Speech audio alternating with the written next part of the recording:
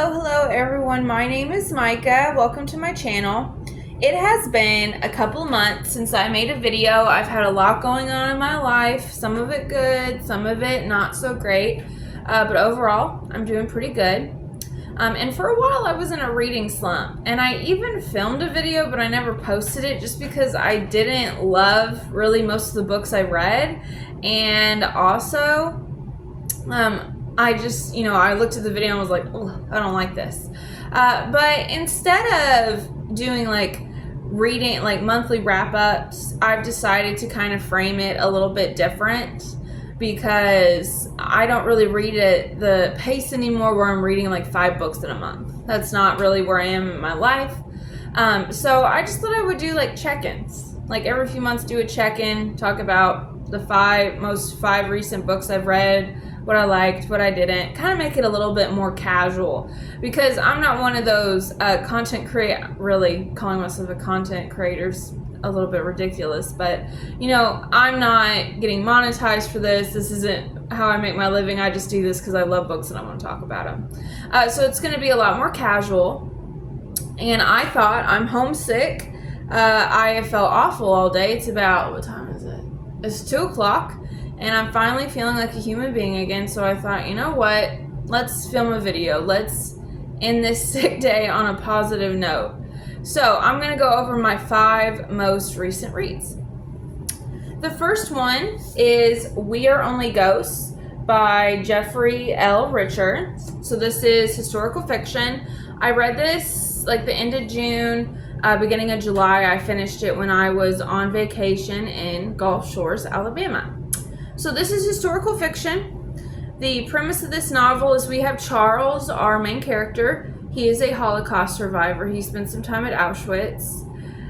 He is a waiter at a cafe, and our present timeline is in 1968. He is also a gay man, and he's serving a customer one day, and he looks over and he hears a voice, and he recognizes someone from his time in Auschwitz. But, spoiler alert, it wasn't a fellow prisoner, if you catch my drift. So then we kind of get, an examination of the twisted relationship between Charles and this person who was, in a way, his helper, but also his tormentor. So it really dives deep into that. So I gave this 5 stars. I really, really enjoyed this. And what I liked about it, a couple different things.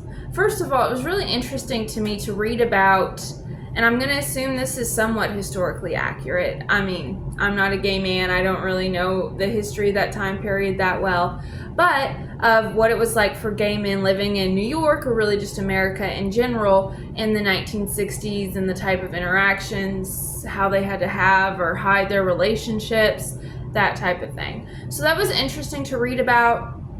I also really loved the themes of identity that are in this novel, about how if your identity is stolen from you, just how it can shape everything in your life, even something as simple as a name. Because Charles is not the name that our main character was born with.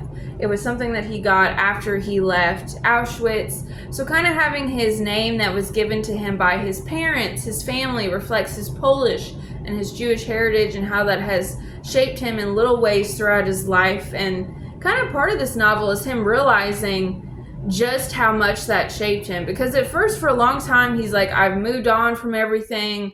I'm doing my best. It doesn't really affect me anymore. But then he kind of starts to put the pieces together, oh, this has been, haunting me in its own way for 20 years.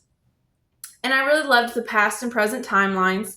So our present timeline is when Charles is realizing, that person, that commandant he knew in Auschwitz, is in New York. And then we get past timelines of his life before Auschwitz, before the ghetto. We get the ghetto, his time in Auschwitz, and then when he first came to America. Okay, so really every different past timeline mentions another past timeline. So the whole time I was like, oh, I really want to read about that. I want to know about that. So it really kept me hooked. So I really enjoyed that part. Some tropes or just elements of the book that some people might find interesting. This book has LGBT relationships. This book has past and present timelines. and it's World War II centered. So if you like any of those things, this book would be for you. What I didn't like, and this isn't having to do anything with the plot, but at the end of this book, there is an interview with the author, and he says some comments that are not great. And I read some reviews of this book, and a lot of people in the gay Jewish community were very, very offended, and I understand why. So the book itself, I mean, I'm not a member of the gay Jewish community, so I can't tell if there was anything in the story that was particularly offensive. But the story itself I loved. But yeah, some of the author's comments, made some people uncomfortable, upset, and I understand that. Some trigger warnings, mentions of SA, genocide, war. So 5 stars, but just be wary that if you're part of the gay Jewish community, I need to learn to slow down. There might be, some things that offend you, or, if you read the author's comments, maybe read them before, because you might not want to read it. Like, if I had read those comments before, I might not have read the book, but the story itself is good. Okay, the next book I read was Daisy Darker by Alice Feeney. This was an audiobook, so I don't have like a physical copy with me. This is a mystery novel. So the premise of this is that the Darker family, they are gathered at the grandmother's house, the matriarch of the family. She's actually a very famous children's author. And it's for her birthday. Her birthday's on Halloween, so a little spookiness of it. And this is kind of a different birthday because when their grandma was young, she was told by a fortune teller that on her 80th birthday, she would be murdered. So everyone's kind of meeting up for that, big birthday. And then, of course, the midnight, like 1 a.m. of her birthday, she is found dead in the kitchen. And then the rest of the family members start to get picked off one by one. And then there were none style. So I gave this 3 stars. What I liked about this book was the narration. It was absolutely beautiful. To be honest, if I had just read it, it probably would have been 2 or 1 stars. Some tropes or elements. We have closed off, from society. We have, closed off location. We have an unreliable narrator.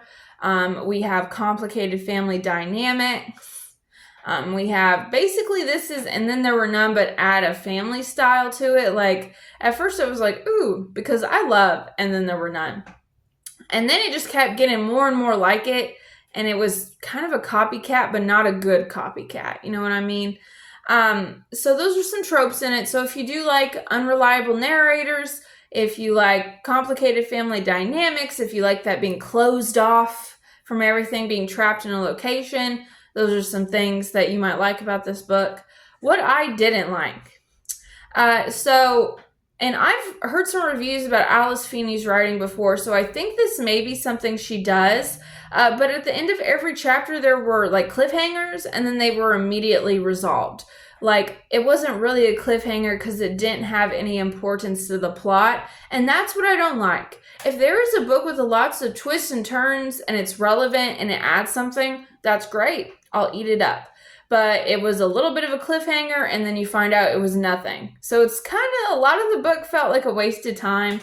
And it took me forever to get through this. Like, I had to check it out from the library like 5 times. And they give you like 2 weeks each time. So it took me a ridiculous amount of time to get through that book. And I'm in a long distance relationship. So like every other weekend, I drive like 3.5 hours to go see my boyfriend. And I like to listen to audiobooks on that drive. And it still took me forever. And then the final twist, I hated. I don't like to heavily criticize writers unless they do something offensive. But it was just dumb. I hate to say it. I could get why some people like it, but I just, it could have been better. It could have been way, way, way better. As far as trigger warnings, the main character does have like health issues, very like unhealthy family, almost I'd say on the verge of child abuse, not quite. There's death mentioned. So it's not like graphic, but there's a little bit of gore in it. So if any of those like are triggering for you, I wouldn't read this book. But Daisy Darker, 3 stars, and that's really because of the wonderful audiobook narration. If not, it would probably be like a 2 or a 1 star. So I'm not telling you not to read it, but you know, if you don't like those things I just said, then maybe pick up something else. Okay, the third book that I read was The Helsinki Affair. This was a Book of the Month pick, and it's by Anna Pitoniak. Not sure if I'm pronouncing that right, so sorry if I just butchered that. So this is a thriller spy novel, and I'm going to read you the Goodreads description. So, CIA agent Amanda Cole is thrust into an international conspiracy involving high-profile assassinations and Russian blackmail. It's the case of her lifetime, but solving it might require her to betray another spy who just so happens to be her father. All right, so that is the Goodreads description. So yeah, Amanda Cole, she is a junior station chief at a real low profile place. I think it's in Rome, so not a whole lot of espionage going on there.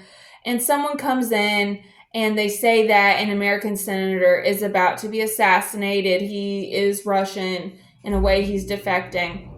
And she believes him, but her superiors don't. They think it's a load of crap. They don't think anything's going to come of it. And then, lo and behold, the senator gets assassinated. And then that spirals, and it's a whole level of conspiracy. And her father does get involved in it, or he was involved in it in the past when he was a spy in Helsinki during the Cold War. So I gave this 4 stars. What I liked about it was, the spy elements. I'm not huge into spy novels, but if it's done well, I think it's a great genre. And I like the Cold War elements of it. Hearing about that time and period, that period in history is just always so interesting about how, a difference in, philosophy of economy, stuff like that, how that just spurned all these, governmental actions, spy actions, all sorts of things like that. So that was really interesting. And I also really liked towards the end of the novel is when it really picked up. The pacing isn't bad, but this book was a little hard to get into in the beginning. But in the end, I couldn't put it down. I stayed up later than I probably should have, but I think it was a weekend, so it was okay. But I couldn't put it down. So the ending got really interesting. Some tropes or elements in this book. We have past and present timelines. This is very high stakes, and then we also have, family dynamics, crime in the family. Potentially, I won't give away any spoilers. So what I didn't like, I did not like the father, okay, and he's a very important character, okay, and I hated him, okay. He's the exact definition of mediocre or mid, as the kids say, right? He's awful. I couldn't connect with him in any way. If he was just a side character who we didn't get their POV from, I really wouldn't have cared. But a good chunk of the book is his POV, his thoughts about him. So yeah, I just kind of hated those parts, even though those were supposed to be kind of the thriller parts. So I didn't love that, and I think the ending could have been better. But definitely still 4 stars. Some trigger warnings. There is cheating. Affair has a double meaning in the title. Okay, so there is cheating. So if that's triggering for you, there's also some violence and there's death. It is spying, spy novels, Cold War conflict. So there is going to be a little bit of death in it, but just a heads up that is in there. But this is definitely worth the read. I'm glad I picked this as my book of the month pick a long time ago. Let's see. It says on the back. November. And it's currently, what month is it? It's September. Oh, I got this almost a year ago. So love that for me. But I did enjoy it, and I think it is worth a read. Okay, the next book I read was A Feather So Black by Lyra Selene. This is not the standard cover, okay? This is Fairy Loot, and if you want, I'll kind of show you what it looks like. So we have the front, we have the back, so we have a juxtaposition between light and dark. I'll take off the jacket for you, because that's what I love about fairy loot, is that, you know, just everywhere you turn. So this is without the dust jacket on. These are what the end pages look like. You can see a swan. And let's see. Alright, here's in the front cover. And oh, the back cover's the same, never mind. Okay. Alright, so Feather So Black. This is a fantasy novel. This is also #1 in the Fair Folk series. I do not think the second book is out yet. I could be wrong though. But last time I checked, I think it said 2025. So, all right. So as far as plot, let's get into it. I'm gonna read you the Goodreads description. So, set in a world of perilous magic and moonlit forests, this seductive romantic fantasy tells the story of a defiant changeling, her cursed sister, and the dangerous Fey Lord she must defeat to save her family. So that's from the Goodreads website, okay? And so this is a retelling of the Swan Princess, and it has the like Celtic and Gaelic legends of changelings and the fair folk. All right, so basically our main character, Fia, and I think the author wrote in an author's note that if you know like the Swan Princess, like in the original, not like the 1990s movie, which I love, by the way, but there is like the opposite of Odette is Odile, and that's kind of who this is inspired off. So we have Fia, who is a changeling. The person she replaced, was the princess, and after like she was 8 when she was replaced, and it's 12 years later, so she's 20, and she has a chance to go save her sister, right? And then there's some romance in it. It is romantasy. So what I love about this, I gave this 4 stars, by the way. What I love about this is it's a Swan Princess retelling. I've always loved the Swan Princess. I love that tale. And then I really love that this is about the fair folk. Like, it's not fae-ish. I mean, I know the description says Fey Lord, but it really isn't. It's not the same. And don't get me wrong, I love ACOTAR as much as the next girl, okay?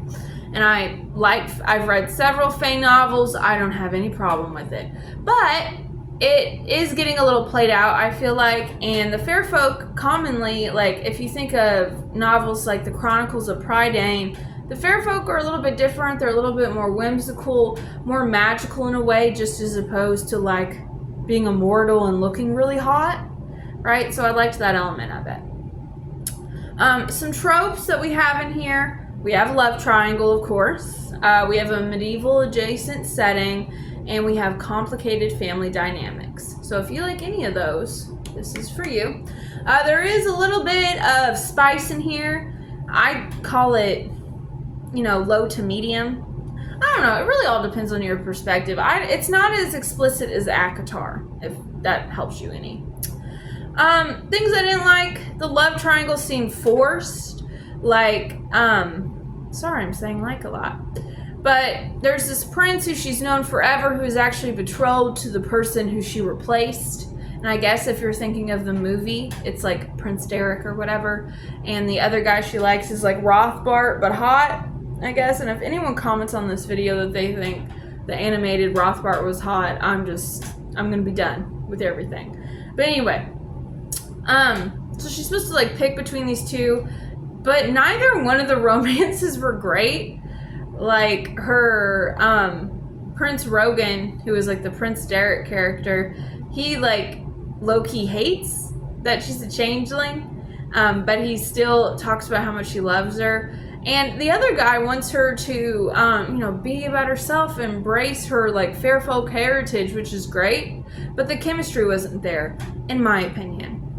Really, I was just, curious about her journey of self-discovery. So, and also the ending was kind of lackluster, but this is part of a series, so I'm going to kind of give that one a pass because it could be resolved, and, it's a bigger picture type thing. All right, as far as trigger warnings, all right, emotionally abusive family is in this. There is some violence. They even kind of about how they tortured like a fair folk character, and then also like being an outcast. all right? Because, you know, she's a changeling. She's seen as a magical being, and, like, the society that she grows up in is not accepting of that. Finally, the last book I read is the one I'm most excited to talk about, and that is Somewhere Beyond the Scene by T.J. Klune. Now, I will say that I received a free copy of this. So this is an advanced reader's copy, which, I'm so excited about that I got this. But I received this in exchange for a review. I've given one on Goodreads, Instagram, and now it's time for YouTube. So this is fantasy. This is number 2 in the Cerulean Chronicles. It is the sequel to The House in the Cerulean Sea, which is one of my 2 top favorite novels of all time. So, as far as the plot, we revisit Arthur and Linus right where we left them. They're dealing with backlash from the government. Extremely upper management has been closed down, and how the government is responding to all the evidence that Arthur and Linus released to the public about, orphanages for magical children. They're developing their relationship. They're raising their children, and they are adding a new member to their family. And this book is from Arthur's point of view. Okay, I gave this book 5 stars. That's not a shock for anyone who knows how much I love the first one. So what I love about this book, first of all, just the balance. So this book has really heavy themes of, dealing with hatred, government oppression. It's very relevant. It's very poignant for things that are happening for different people in our world today, in our country. But it also balances that with very loving and cozy and beautiful moments. So that's one thing that T.J. Klune does so well. He balances the serious themes with moments that are just kind of like a Studio Ghibli film, where you feel grateful to be alive and where you just kind of want to call the people you love, right? So that balance is amazing. Also, the children in this book. They are phenomenal. They are hilarious. They are wonderful. Chauncey is my favorite, by the way. And just kind of we get to see a little bit more the in-depth relationship between Arthur and all of his children.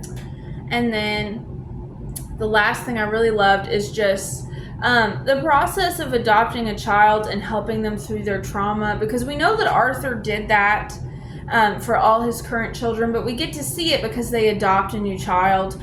So seeing that love he has and that process he has was really amazing. So tropes in this book, or really not tropes / elements is what I have it classified under. So we have plenty of LGBTQ couples. So if you love that, you need some good representation, here you go. There's found family, which is one of my favorite tropes of all time. And then magical creatures in everyday life. Okay? So it has something for everyone, I think. What I didn't like? Nothing. It's perfect as is. It's a perfect sequel. You can rarely say that about books. The only time I've ever said that is about ACOTAR, where I actually like the second one better than the first one. There are some trigger warnings in this, though. Talks about child abuse, like an abusive caretaker. So if you have a past of that, if that's triggering for you, I would maybe avoid this. Even though it's amazing, we got to make sure we're taking care of our mental health first.